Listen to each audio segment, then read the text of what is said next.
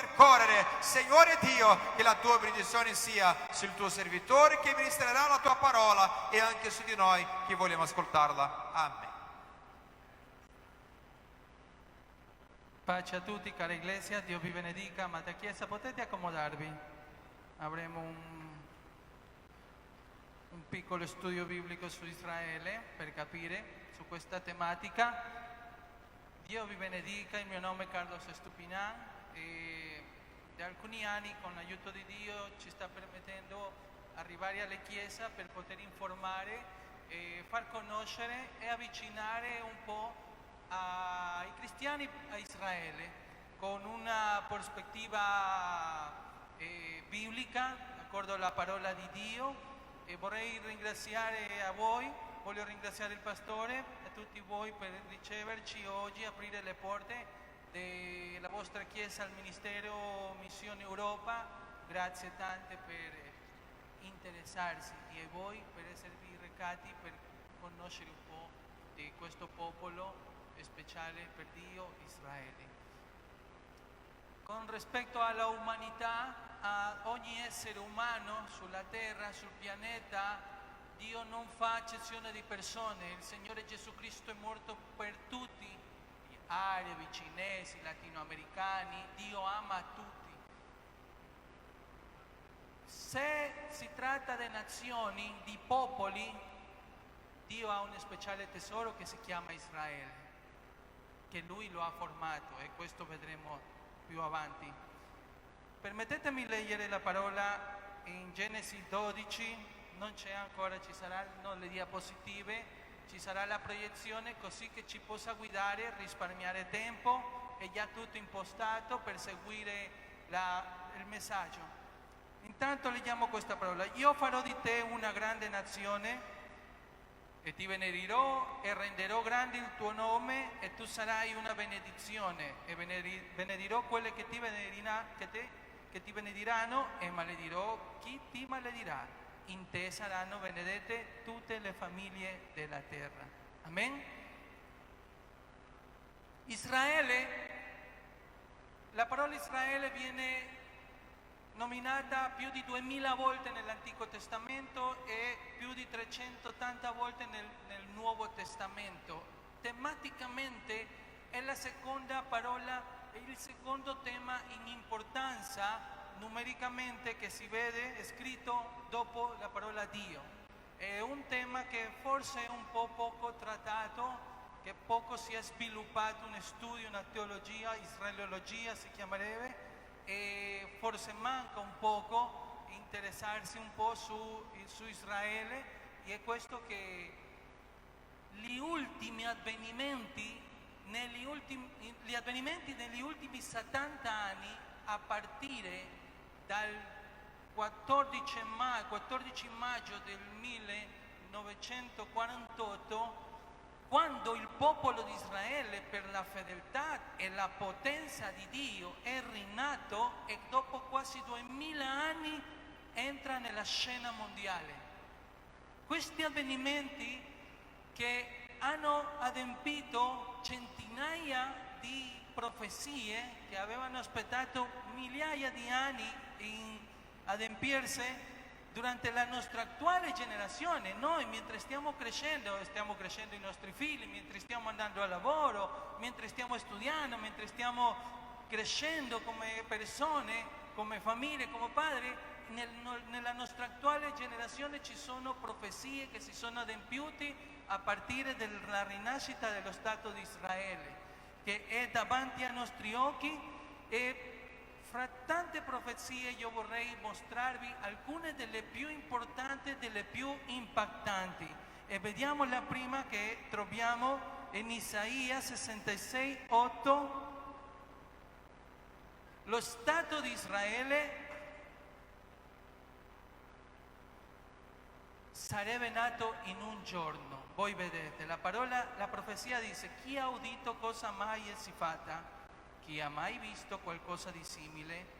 Un paese nasce forse in un giorno, una nazione viene forse alla luce in una volta, ma Sion, non appena ha sentito le doglie, ha subito partorito i suoi figli. Il 14 maggio, sapete cosa è successo lì?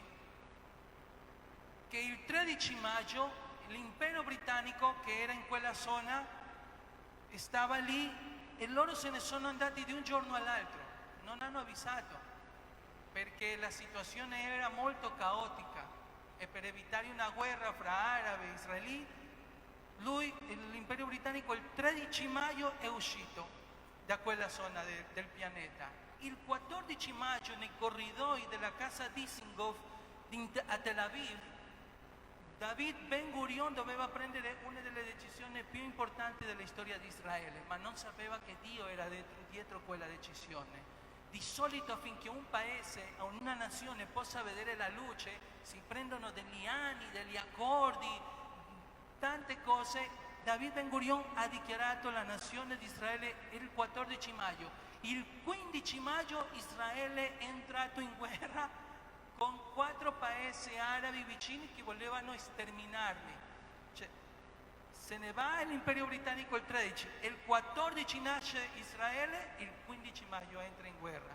Per questo si chiama anche la indipendenza, perché Israele ha avuto la sua guerra di indipendenza, ma dopo essere nata, Dio ha adempiuto quella profezia il 14 maggio del 1948. Il secondo, altra profezia la troviamo in Isaia 43, 5 al 6. Vediamo.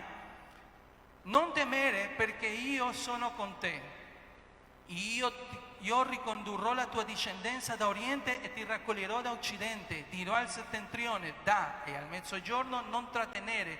Fa venire i miei figli da lontano e le mie figlie dall'estremità della terra. Isaia 43. Il ritorno del popolo di Israele. Forse la diapositiva si vede, io non la vedo qua dal monitore.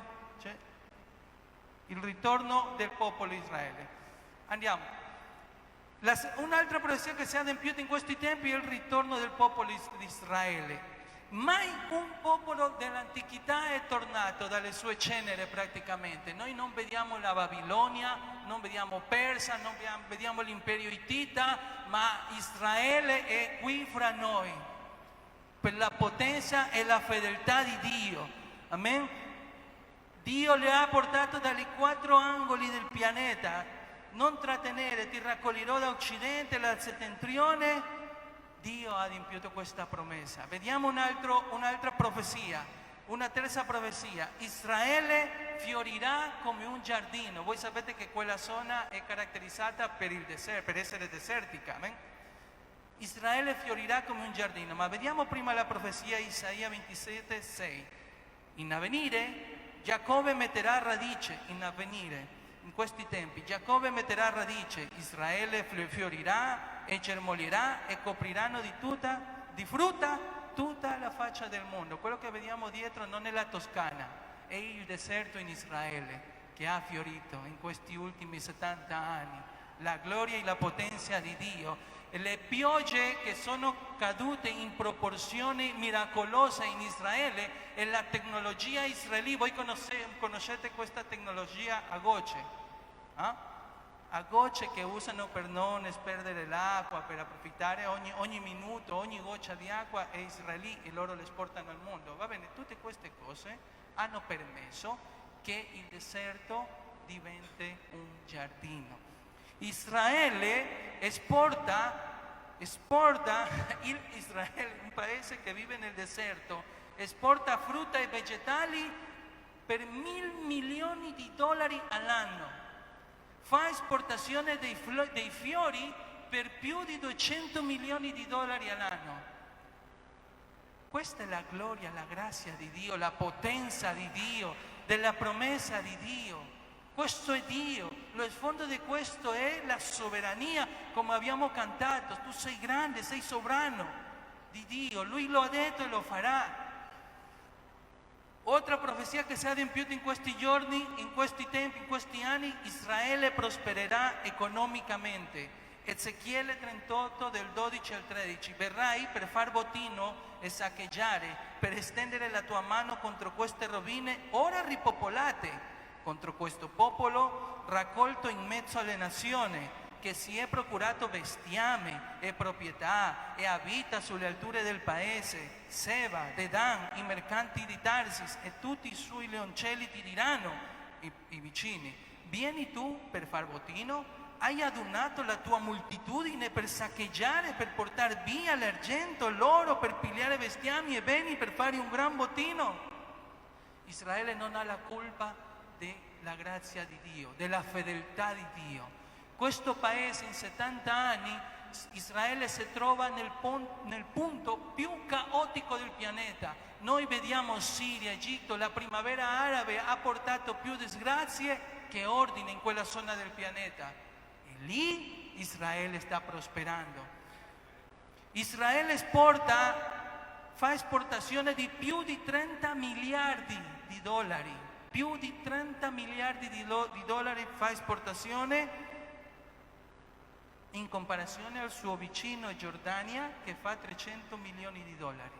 Quello che vedete dietro sono le torri Azrieli, il simbolo economico di Israele, a Tel Aviv, perché Dio è grande, è fedele.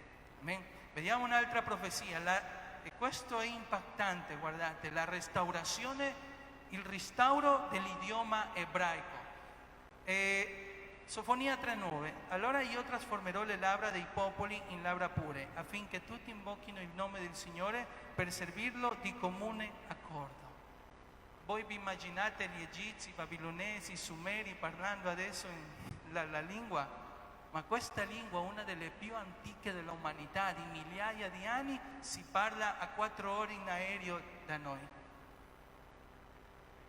Dio, la restaurazione dell'idioma ebraico in 1982 per la mano di Eliezer Ben Giuda. Sapete che loro si sono radunati di ogni angolo del pianeta, Sud America, Centro America, Europa, Asia, e ognuno tornava e parlava, una Babel si formava lì nel 1948, ma nel 1982 l'idioma ebraico è stato ristabilito, restaurato come idioma ufficiale, e tutto in Israele si fa nell'idioma ebraico. Tutto, l'economia, la cultura, l'educazione, la religione, tutto. L'idioma ebraico è tornato pienamente, perché ci stiamo avvicinando agli ultimi tempi. Guardate, un'altra profezia che si è adempiuta in questi giorni, in questi anni, è il restauro del ciclo, che si chiama in Israele il shekel. Il ciclo, quello che voi leggete, noi leggiamo nell'Antico Testamento, diciamo cos'è il ciclo? Quello adesso si chiama di New Shekel, il nuovo ciclo si chiama in Israele. Miracolosamente è stato restaurato. Leggiamo la profezia, Ezechiele 45, 12, 13 e 16. Il ciclo sarà di 20 ghere. 20 cicli più 25 cicli più 15 cicli formeranno la vostra mina. Questa è l'offerta che preleverete: la sesta parte di un efa di un comer di frumento e la sesta parte di un efa di un comer di orzo. Tutto il popolo del paese dovrà prelevare questa offerta. Guardate questa parola: per il principe di Israele. Il popolo, la moneta, l'idioma dovevano essere ristabiliti per gli ultimi tempi. Quando il principe di pace, il leone della tribù di Giuda, stia governando nel millennio in Israele, tutto doveva essere ristabilito, anche la moneta, il shekel, per portare l'offerta nel tempio. Stiamo, come ha detto il pastore, negli ultimi tempi. Veramente si stanno adempiendo profezie davanti ai nostri occhi. Si stanno adempiendo. Nel 1980 la Knesset, il Parlamento israeli, ha ristabilito il shekel come moneta di scambio in Israele. L'ultimo, e quello che conosciamo di più, è il conflitto per Gerusalemme. Il conflitto per Gerusalemme, Zaccaria 12:2 dice la parola del Signore: ecco, io farò di Gerusalemme una coppa di stordimento per tutti i popoli circostanti. Questo concernerà anche Giuda. Quando Gerusalemme sarà assediata, noi apriamo qualsiasi giornale, accendiamo la TV e vediamo qualsiasi telegiornale, in internet, in Facebook, in Twitter, sempre troviamo una notizia su Gerusalemme. Sempre succede qualcosa, e quando un presidente prende la decisione di traslocare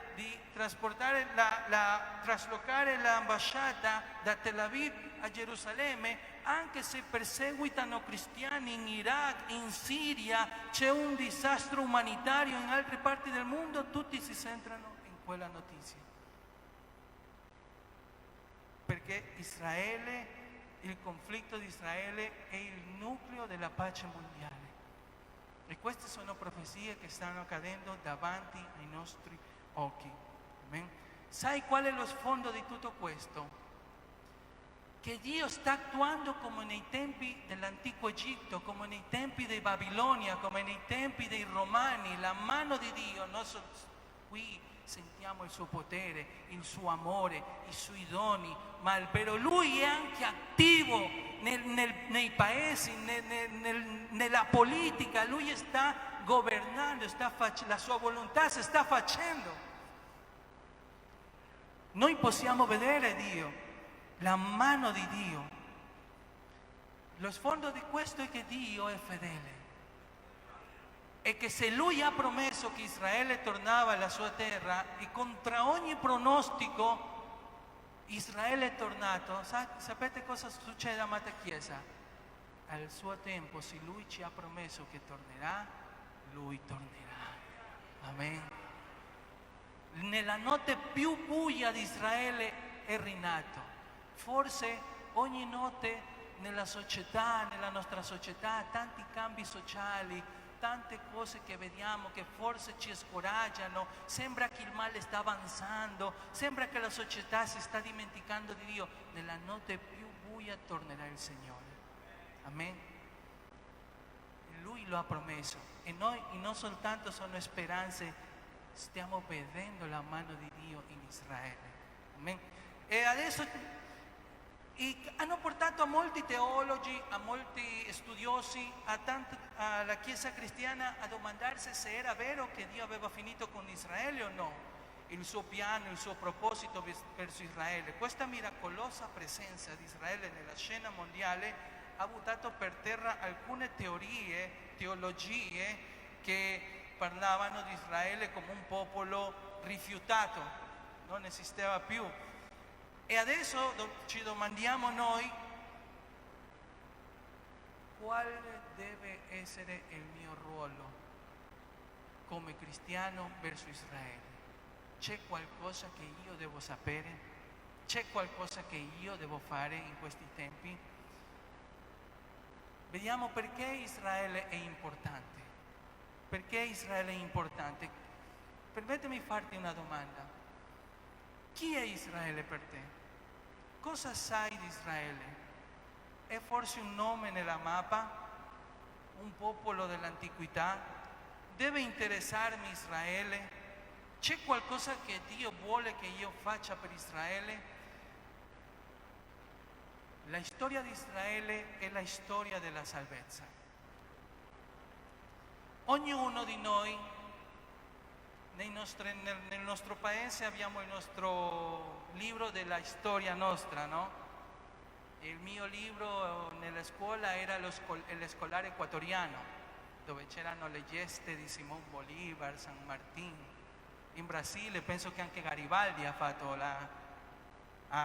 aiutato a liberare. In Perù ogni nazione ha un libro di storia. Lasciami dirti che questo libro, oltre a essere la parola di Dio di salvezza, la norma di fede e condotta, questa è la storia di un popolo, il popolo di Israele. I nostri eroi sono Simón Bolívar, Garibaldi, i loro eroi sono Mosè, Abraham, Davide. La storia della redenzione si è scritta sulle pagine della storia di un popolo. Questo libro è il nostro libro spirituale, la nostra guida, ma per loro è il loro libro di storia. La storia di Israele è la storia della redenzione. Andiamo avanti con la diapositiva. La storia di Israele è la storia, leggiamo Giovanni 4:22, no? C'è scritto lì, voi adorate quel che non conoscete. Il Signore Gesù ci diceva questo, noi adoriamo quel che conosciamo, perché la salvezza viene dai giudei. La storia di Israele è la storia dei nostri origini spirituali. Amen? Andiamo sul secondo. Romani 11:16 dice la parola del Signore, se la primizia è santa, anche la massa è santa, se la radice è santa, anche i rami sono santi. Sapete perché? Quando noi torniamo ai nostri paesi, prendiamo l'aereo, andiamo in Ecuador, Perù, Colombia, Brasile, Argentina, scendiamo dall'aereo, prendiamo il taxi, un familiare ci viene a prendere, a distanza di 100 metri vediamo il nostro quartiere, vediamo i colori del nostro quartiere, vediamo il vicino di casa che non se n'è andato mai, vediamo il negozio dove andavamo a prendere le caramelle, ci sentiamo, il nostro corpo si sente che arriva a casa. Così accade allo spirito del cristiano. In Israele si possono recare scienziati, turisti, archeologi, ma quando un cristiano viaggia in Israele, sapete cosa succede? Lo Spirito sente che sta arrivando a casa, perché là sono successe tutte le cose. La storia di Israele è la storia dei nostri origini spirituali. Tornano innamorati, come se hanno lasciato la loro casa, perché il collegamento nello spirituale si sente subito. Amen? La storia di Israele è la storia dei padri della fede. Il Dio di Abramo, di Isacco, di Giacobbe, il Dio dei nostri padri ha glorificato il suo servo Gesù, diceva Pietro in Atti degli Apostoli 3:13. Perché è importante Israele? La storia di Israele è la storia di come finiranno tutte le cose.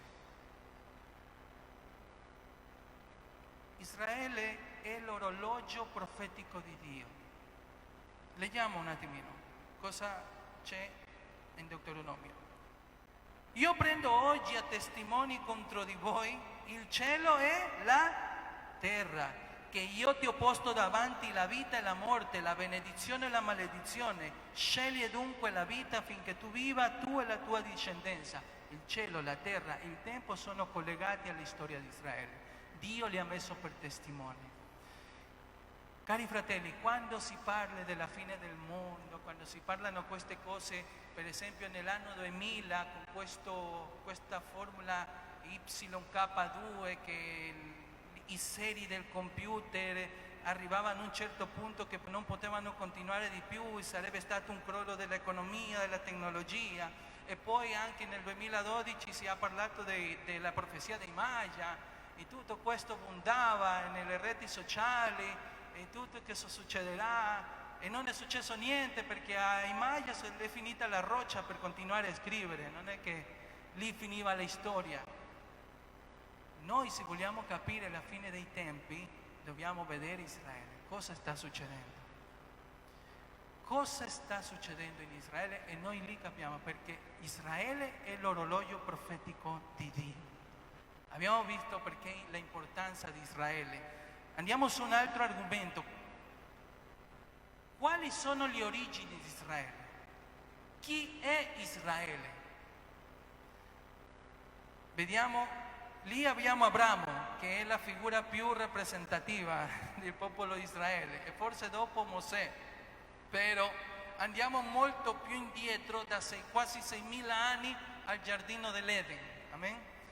In Genesi 3:15 c'è la prima profezia messianica. Io porrò inimicizia fra te e la donna, e fra la tua progenie e la progenie di lei. Questa progenie ti schiaccerà il capo e tu gli ferirai il calcagno. Nel giardino dell'Eden, quando l'uomo e la donna hanno disobbedito Dio, poteva finire tranquillamente la storia lì dell'umanità. C'erano soltanto 2 testimoni, 3, anche Satana, ma lui non conta. E nessuno si interava, sapeva niente cosa era successo. Però l'amore di Dio è così grande ci ha amato tanto che ci ha dato una nuova opportunità. Il piano di Dio originale li troviamo nei 3 primi capitoli di Genesi. Era quello che lui stava pianificando. Dopo il terzo capitolo di Genesi inizia un piano di salvezza, di riscatto. Come Dio fa a portare questa progenie che schiaccerebbe il capo del nemico? Come Dio fa a portare questa progenie in mezzo a un mondo che si era perduto, che le aveva dato la spalla, che ogni giorno era più malvagio? Cosa ha fatto Dio? Ha scelto un uomo, in Ur dei Caldei, in quello che adesso conosciamo come Iraq. Ha scelto un uomo, Abramo. Da Abramo sono venuti i suoi figli, Isacco e Giacobbe. Da Giacobbe sono venuti i figli di Giacobbe, che poi sono diventati le tribù di Giacobbe, le tribù che sono diventate alla postre, dopo l'uscita d'Egitto, la conquista di Canaan, sono diventati il popolo di Israele, la nazione di Israele. Ma nella nazione di Israele Dio ha scelto una tribù in speciale, Giuda, affinché attraverso la tribù, la famiglia di Giuda, venga una stirpe e per mezzo delle promesse a Davide venga la progenie, il Messia. Israele è stato un strumento di salvezza, scelto da Dio, formato da Dio. Ecco l'origine di Israele, ecco il perché Israele, elezione e proposito. Vediamo il versetto ancora, l'altra diapositiva. Geremia 3,17. Israele è stato scelto, creato, formato e stabilito da Dio. Vediamo. Isaia 43,1 dice la parola del Signore: ma ora così parla il Signore, il tuo creatore, o Giacobbe, colui che ti ha formato, o Israele. Ma tu Israele, Isaia 41,8, ma tu Israele, mio servo, il mio strumento, Giacobbe che io ho scelto, discendenza di Abramo, l'amico mio. E così poi a farli apparire, perché quelli appaiono piano piano. Israele è stato scelto, creato e formato. Ma c'è una domanda: l'attuale Israele è lo stesso Israele della Bibbia? Ci sono molte discussioni che dicono di no. Ma sapete cosa è successo il 14 maggio del 1948? La profezia di Ezechiele della Valle delle Osse Secche è diventata realtà. Leggiamo Ezechiele, sì, appare lì nella prossima diapositiva. Ezechiele 37 dall'11 al 14. Egli mi disse: figlio di uomo, queste ossa sono tutta la casa di Israele. Ecco, essi dicono: le nostre ossa sono secche, la nostra speranza è svanita, noi siamo perduti. Perciò profetizza e di loro: così parla il Signore, ecco, io aprirò le vostre tombe, vi tirerò fuori dalle vostre tombe, o popolo mio, e vi ricondurrò nel paese di Israele. Voi conoscete che io sono il Signore quando aprirò le vostre tombe e vi tirerò fuori dalle vostre tombe, o popolo mio. E guardate questa parte della profezia, molto impattante: e metterò in voi il mio spirito. La profezia di Ezechiele si sviluppava di questa maniera: le ossa secche. Il profeta ordinava da parte del Signore: formatevi, unitevi, formatevi, prendete carne e alzatevi come un esercito. Ma la seconda parte della profezia parlava del soffio dello Spirito. Israele adesso è un paese che nel 90% ancora non crede nel Messia. Nel futuro Dio li restaurerà. A loro gli manca questa parte della profezia, lo Spirito. Quando il Signore Gesù Cristo discenda sul Monte degli Ulivi, loro verranno, piangeranno e crederanno, e Dio li restaurerà. Amen. Manca la seconda parte della profezia. Amen? L'attuale Israele è quello della Bibbia. Abbiamo visto che Dio insieme al popolo ha ristorato l'economia e l'idioma.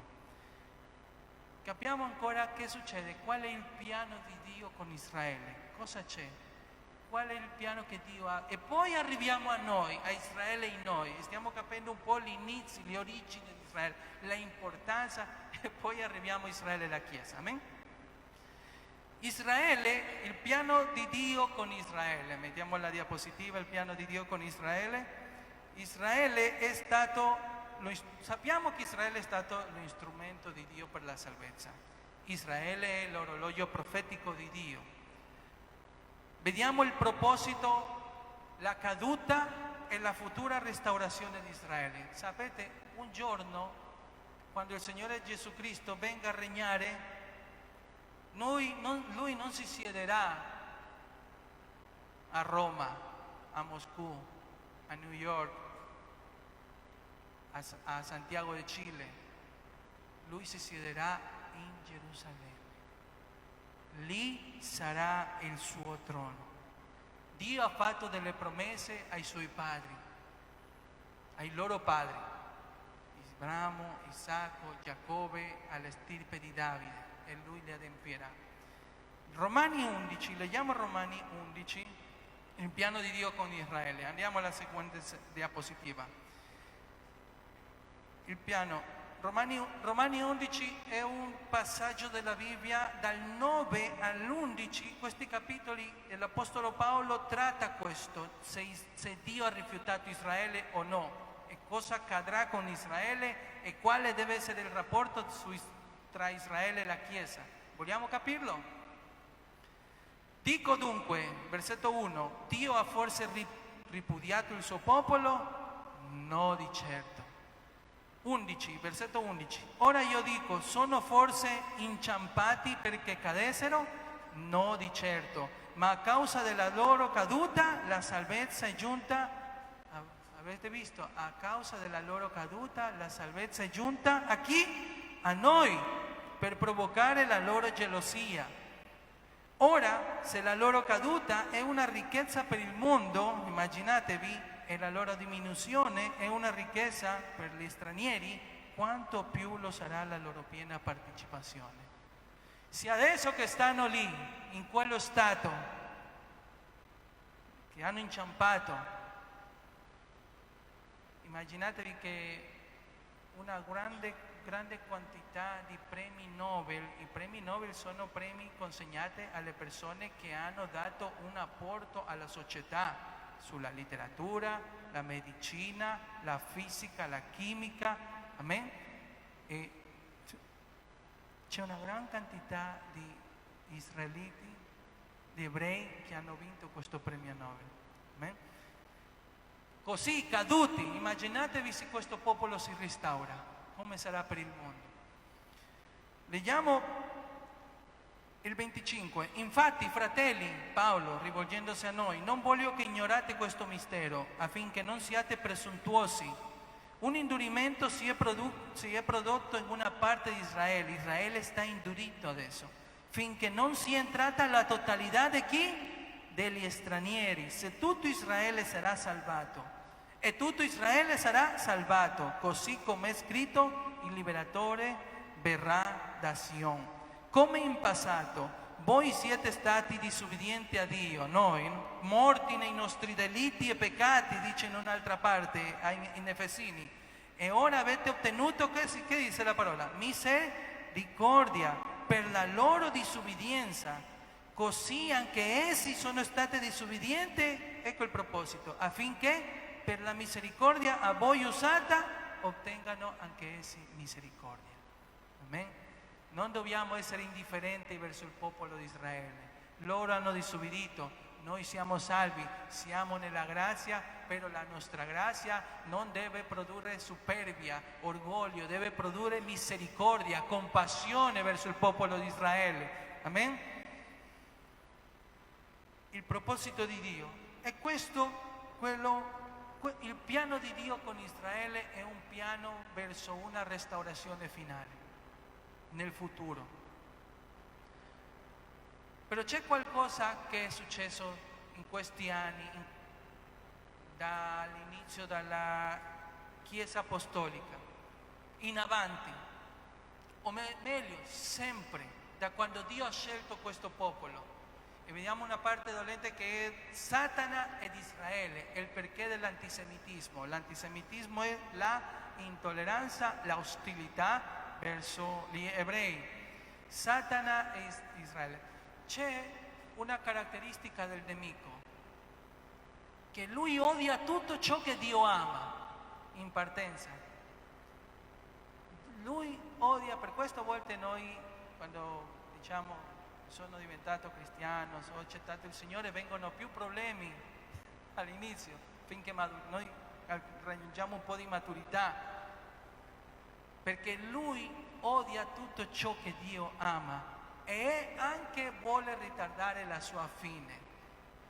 Guardate, Satana odia Israele per l'arrivo del Messia, per la progenie. Satana odia Israele per l'adempimento delle profezie, perché sa che l'adempimento delle profezie di Israele e la Chiesa significano la sua fine. E perché Dio ama Israele. Vediamo, vorrei che voi potreste captare il cuore di Dio in questo passaggio. Geremia, se lo mettiamo lì lo potremo leggere. Geremia, scusate, leggiamo Deuteronomio 6 del 6 all'8. Ecco. Infatti tu sei un popolo consacrato al Signore tuo Dio. Il Signore, il tuo Dio, ti ha scelto per essere il suo tesoro particolare fra tutti i popoli che sono sulla faccia della terra. Guardate questa parola. Il Signore si è affezionato a voi e vi ha scelti, non perché foste più numerosi di tutti gli altri popoli, anzi siete meno numerosi di ogni altro popolo, ma perché il Signore vi ama. Il Signore vi ha fatti uscire con mani potenti e vi ha liberati dalla casa di schiavitù, dalla mano del faraone, re di Egitto, perché ha voluto mantenere il giuramento fatto ai padri. E Satana sa questo, che Dio si è affezionato, che Dio li ama, che Dio ha un proposito e cerca in ogni modo di far male il cuore di Dio, cercando di far male il popolo. Però c'è un altro perché Satana odia Israele. Guardate che a volte il nemico, dice la parola di Dio, che il nemico conosce la parola e trema. La conosce e anche la capisce lui, il nemico. Sa le cose, le rivelazioni, i misteri della parola. No? Che lui li usa a suo favore. In Matteo 8:28 noi troviamo una storia che il Signore Gesù in Galilea si è trovato con due indemoniati. No? E vediamo che succede. Loro sanno che c'è un tempo per la loro fine. Matteo 8 dice: quando Gesù fu giunto all'altra riva, questo è importantissimo capire, nel paese di Gadareni gli vennero incontro due indemoniati usciti dai sepolcri, così furiosi che nessuno poteva passare per quella via. Ed ecco si misero a gridare: che c'è fra noi e te, figlio di Dio? Sei venuto prima del tempo di addormentarci. Sei venuto prima del tempo. Loro sanno che c'è un tempo per addormentarli, per inviarli al lago di fuoco. C'è un tempo stabilito. Loro lo sanno bene. Per quello le ha detto Gesù: ancora non sarà il tempo, però perché sei venuto? Il Signore Gesù l'ha inviato che vadano ai cerdi, no? Ai maiali. Però sappiamo che Satana sa questo, che c'è un tempo. Satana sa, sapete cos'altro sa Satana? Sa la promessa che Gabriele ha fatto a Maria quando era incinta, quando stava aspettando il nostro Signore Gesù Cristo. Leggiamo Matteo 8.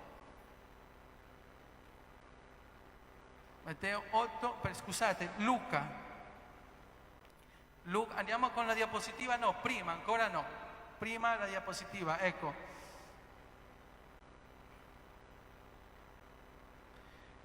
Al sesto mese l'angelo Gabriele fu mandato da Dio in una città di Galilea chiamata Nazareth, a una vergine fidanzata a un uomo chiamato Giuseppe, dalla casa di Davide. Ecco la stirpe della progenie, la stirpe della casa di Davide, della tribu di Giuda. E il nome della vergine era Maria. Gabriele le dà due promesse a Maria. Attenti. Ecco, tu concepirai e partorirai un figlio e gli porrai nome Gesù. Questi sarà grande e sarà chiamato figlio dell'Altissimo, cioè questo è il Messia. Lui è la progenie. Lui salverà il popolo e il mondo dai suoi peccati. La prima. La seconda dice: e il Signore Dio gli darà il trono di Davide suo padre. Gli conferma che lui è il Messia e gli promette anche il regno. Le riconferma il regno in questo senso. Sapete cosa fa Satana? Satana fa di tutto per evitare la nascita del Messia. Invia a Belén a uccidere tutti i bambini. Ma non ci riesce perché Dio è potente. Dio è grande. Allora Satana, è fallito il piano A di Satana e dice passiamo al piano B.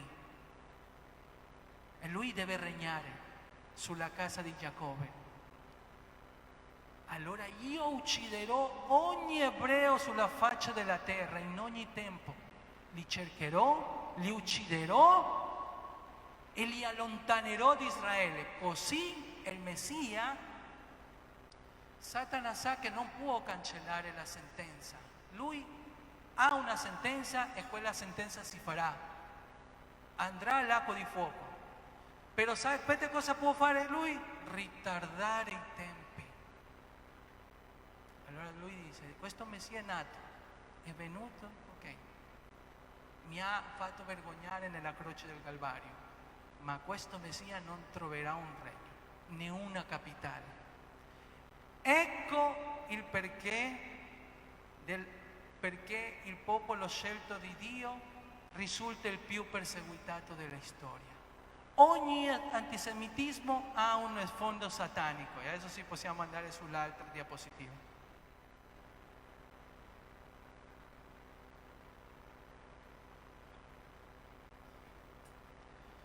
Come ha cercato di fare questo Satana con il popolo scelto di Dio? Prima con il faraone, per Mosè, l'esilio babilonese, Amán, quello della regna Esther, voleva sterminarli, Erode, il re Erode, con i romani, il generale Tito che è lui che ha distrutto l'ultimo tempio, quello di Erode e Gerusalemme. Ha espellito tutti i giudei nell'anno 70 d.C. e l'impero romano hanno portato lì Macedoni, Greci a vivere. La Chiesa cristiana nel Concilio di Nicea ha iniziato a fare decreti contro i giudei. Era proibito, era vietato per i cristiani avere amici ebrei.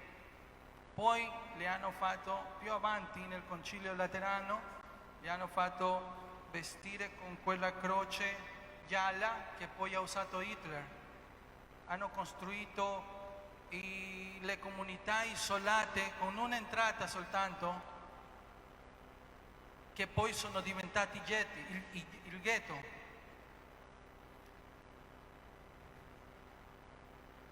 Nel 640, 721 e l'873 l'impero bizantino ha obbligato a convertirsi al cristianesimo a tutti gli ebrei. I crociati nel 1099 hanno ucciso tutta la comunità a Gerusalemme, ebraica a Gerusalemme. Il regno spagnolo nel 1146 al 1341 ha obbligato alle conversioni al cristianesimo agli ebrei. Inghilterra 1290 hanno fatto espulsione di massa di ebrei. Nel 1036 hanno fatto espulsione di massa a Francia. Nel 1355 massacre in Toledo, Spagna, 120.000 giudei sono stati uccisi. Nel 1349 al 1360 sono espulsi dall'Ungheria. Nel 1420 sterminata la comunità ebraica in Tolosa, 145.000 ebrei in una notte. 1421 sono stati espulsi dall'Austria, 1492 espulsi 180.000 ebrei da Spagna, 1497 espulsi dalla Sicilia e dalla Sardegna, 1541 sono stati espulsi dal Regno di Napoli in Italia, 1648 al 1646 più di 200.000 ebrei sono stati uccisi a Polonia, 1727 al 1747 espulsi dalla Unione Sovietica e nella stessa Unione Sovietica nel 1882 al 1890 750.000 ebrei sono stati uccisi. 1939 al 1945 la maggiore tragedia ebraica della storia umana, 6 milioni di ebrei sono stati sterminati dai nazi, comandati da Hitler. 1948 fino ad oggi continua la persecuzione su ogni mezzo possibile. La ONU, la UNESCO, i giornali, le TV, i social network, tutti contro Israele. Semplicemente per essere stato scelto di Dio. Un ebreo ha scritto in un libro, scherzando, della loro tragedia. Dio, perché tu non scegli ogni tanto un altro popolo?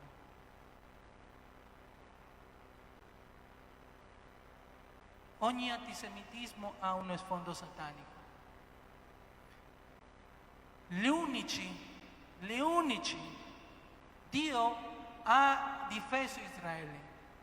E contro tutte queste cose, questa malvagità, Dio li ha riportato a terra. Solo Dio è potente, può fare questo. Solo Dio lo può fare. Nella notte più buia Lui li ha riportati alla sua terra e ha già 70 anni, è diventata una potenza. E lì possiamo vedere la fedeltà di Dio. Se tu sei triste, hai paura, stai pensando nel tuo futuro, guarda questo popolo, guarda Israele e così il potente Signore farà con te, con noi. Restaurerà la nostra vita, anche nella notte più buia.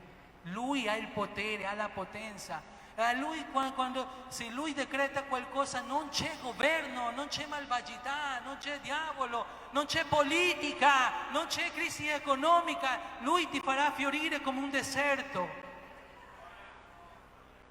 Benedetto sia il suo nome. Però questo popolo ha bisogno di essere difeso. Gli unici a poter difendere Israele e la Chiesa siamo noi. Sapete perché? Perché questo è un argomento spirituale. È soltanto la Chiesa del nostro Signore Gesù Cristo. Noi abbiamo la potenza spirituale per difendere questa nazione, per combattere. La Chiesa è la unica potenza spirituale per difendere Israele. Noi preghiamo e Dio sta rispondendo. È tempo di capire Israele e la Chiesa. Che c'è fra Israele e me? Andiamo al seguente diapositiva. Noi abbiamo un debito e vi prometto che in 10 minuti finiamo. Possiamo continuare? Soltanto 2 tempi. Noi abbiamo un debito con il popolo di Israele. Sapete quale debito è? La parola e il Messia. Il Signore Gesù Cristo già ci ha detto: la salvezza viene dai giudei. La parola, leggiamo Romani 3:3.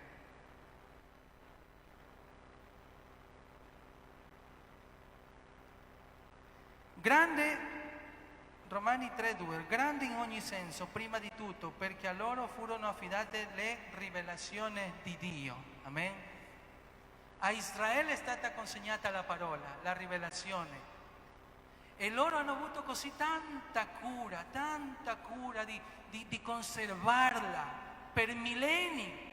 Sapete cosa è successo nei covi di Qumran in Israele, nella zona del Mar Morto?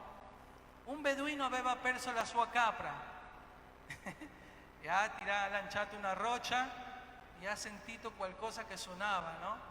È andato a vedere, ha trovato i rotoli di 2000 anni fa. Di 2000 anni fa. Una delle critiche più feroci al cristianesimo era la integrità della Bibbia. Dicevano, come siamo sicuri che è arrivato il testo completo? Che qualcuno non ha messo qualcosa personale, non ha tagliato, o per fatica si è dimenticato di scrivere qualche parola. In 1000 di anni doveva cadere. È Dio che è dietro queste cose, che noi non abbiamo bisogno perché noi abbiamo la fede. Benedetto quello che crede senza vedere. Amen. Però accadono certe cose per la misericordia di Dio. Trovano in questo covo nel Qumran il libro di Isaia completo, il libro di Isaia. Fanno il paragone con il libro di Isaia che noi abbiamo adesso, un margine di errore di quasi 3 parole in 2000 anni. Quanti lo danno a Dio? Alleluia, gloria a Dio. Però a loro gli fu affidata la rivelazione, loro no. C'erano dei masoretti che erano gli incaricati di scrivere a mano, non hanno fallito. Noi siamo debitori con loro per questo, per il Messia, per la parola che ci è arrivata a noi. Amen? Poi nel Nuovo Testamento è stato più facile rintracciarlo, no? Nell'olivo domestico, andiamo al seguente Israele e la Chiesa, andiamo alla seguente diapositiva. Leggiamo Romani 11, 16, 17 e 24, importantissimo. Se la primizia è santa, anche la massa è santa. Se la radice è santa, anche i rami sono santi. Se alcuni rami sono stati troncati, mentre tu che sei olivo selvatico sei stato innestato al loro posto e sei diventato partecipe della radice, della linfa dell'olivo, non insupervirti contro i rami, ma se ti insuperbisci, sappi che non sei tu che porti la radice, ma è la radice che porta te. Infatti tu sei stato tagliato dall'olivo selvatico per natura e sei stato contra natura innestato nell'olivo domestico, quanto più essi che sono i rami naturali saranno innestati nel loro proprio olivo. Una persona non può prendere la Bibbia e dire io leggo la profezia di Geremia, di Abramo, di Isacco e Giacobbe, di Davide e dico è mia. No, deve appartenere a questo popolo, di alguna maniera, in alcun modo. E come noi apparteniamo a queste promesse, a questa famiglia? Attraverso il nostro Signore Gesù Cristo. Efesini, c'è nella prossima, puoi digitare la seguente freccia e sale. Efesini 2,12 dice: ricordatevi che in quel tempo eravate senza Cristo, esclusi dalla cittadinanza di Israele, estranei ai patti della promessa, senza speranza e senza Dio nel mondo. Ma in Gesù Cristo dice la parola di Dio che Dio ha fatto dei due popoli uno solo. Amen. Non è che Dio ha fatto un nuovo olivo, questo olivo non serve più, lo tolgo, se ne va e faccio un nuovo olivo. No, noi siamo innestati nell'olivo domestico che Dio ha formato. E questo tira per terra la teologia della sostituzione, che dice che Israele è stato rifiutato, non c'è più. I padri della Chiesa, Origine, Tertulliano, Agostino, hanno inventato a forza di abusare della interpretazione allegorica della Bibbia, loro hanno cercato di dimostrare che l'Israele terrenale era passato, adesso la Chiesa è il nuovo Israele spirituale. Che succede? Che nel 1948, il 14 maggio, ci troviamo con il fico di nuovo e che facciamo? Che è successo? Non è un nuovo olivo, noi apparteniamo all'ulivo domestico, non per sostituzione, ma per innesto. Amen? Dare un applauso a Dio se vuole, non ti preoccupare. Sentiti tranquillo perché sapete che cosa succede? Quando io leggo queste cose, la mia fede si rafforza perché vedo la potenza di Dio, vedo la perfezione del piano di Dio e so che Lui farà le cose grandi anche nella mia vita.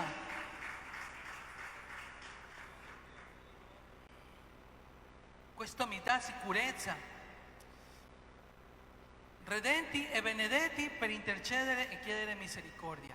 Loro sono inciampati affinché noi, adesso che siamo nella grazia, chiediamo misericordia. C'è un punto molto importante che vorrei far evidenziare questa notte. Noi come Ministero Benedicendo di Israele cerchiamo di svegliare l'amore per Israele e capire l'origine di Israele e quale deve essere il rapporto fra Israele e la Chiesa. È spiacevole che ci sono ministeri cristiani che quando si avvicinano a Israele o si avvicinano a queste cose di Israele, succede, è spiacevole, ma noi non insegniamo questo. Sono attirati, incuriositi dalla cultura e dalla religione. È spiacevole che iniziano a concepire, a adottare delle pratiche della religione giudaica per complementare un po' quello che è un strumento del passato, che non c'è più. Cari fratelli, Israele viene amato ma non idolatrato. Noi in Cristo siamo liberi, in Cristo siamo completi, non abbiamo bisogno di adottare nulla, ma dalla nostra libertà dobbiamo appoggiare e benedire Israele in una maniera sana. Amen. Lei si incuriosisca, se vuole studi, ma non prende certe cose come un mezzo di grazia, no. La preghiera, la parola, il nostro Signore Gesù Cristo, siamo completi.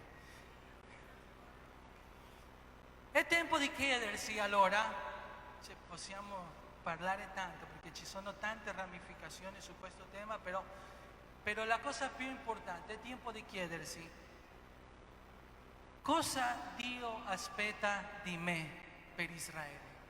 Qual è il mio ruolo come cristiano per Israele? Se Dio ha un piano e una restaurazione futura, Dio ama Israele. Ma se tu le dici questa sera al Signore, mio Dio, Padre, cosa tu vuoi che io faccia per Israele? Cosa tu vuoi che cosa devo fare per Israele? Sai cosa ti risponderebbe il Signore? Possiamo andare avanti nella diapositiva. Se tu gli chiedi al Signore, Dio mio, cosa faccio per Israele? Dio ti risponderebbe, Salmo 122,6, pregate per la pace di Gerusalemme, quelli che ti amano vivano tranquilli. Dio ti risponderebbe, figlio mio, Salmo 137,5, se ti dimentico Gerusalemme si paralizzi la mia destra, resti la mia lingua attaccata al palato, se io non mi ricordo di te, se non metto Gerusalemme al di sopra di ogni mia gioia. Dio ti direbbe, prega per Gerusalemme, difende, appoggia Gerusalemme. Dio ti risponderebbe, Romani 11,31, così anche essi sono stati ora disubbidienti, affinché per la misericordia a voi usata ottengano essi misericordia. Dio ti direbbe, prega per la salvezza dei giudei, perché loro devono essere salvi. Non è perché sono figli di Abramo, siamo nel tempo della grazia e ogni persona deve accettare il Signore Gesù Cristo, anche loro. E c'è la Chiesa messianica che sta crescendo. facendo di una maniera miracolosa in questi tempi. Tu vuoi sapere qual è il cuore di Dio per Israele? Dio ti invita a armonizzare il suo cuore con questa nazione. Dio ti direbbe, figlio mio, è questo che io sento per Israele. Isaia 54. Non temere, perché tu non sarai più confusa. Non avere vergogna, perché non dovrai più arrossire, ma dimenticherai la vergogna della tua giovinezza. Non ricorderai più l'infamia della tua vedovanza, poiché il tuo creatore è il tuo sposo. Il suo nome è il Signore degli eserciti, il tuo Redentore, il Santo di Israele, che sarà chiamato Dio di tutta la terra, poiché il Signore ti richiama come una donna abbandonata, il cui spirito è afflitto, come la sposa della giovinezza che è stata ripudiata. Dice il tuo Dio: per un breve istante io ti ho abbandonata, ma con immensa compassione io ti raccoglierò. In un accesso di ira ti ho per un momento nascosto la mia faccia, ma con un amore eterno io avrò pietà di te, dice il Signore, il tuo Salvatore. Chiudete i vostri occhi lì, preghiamo per Israele. Padre,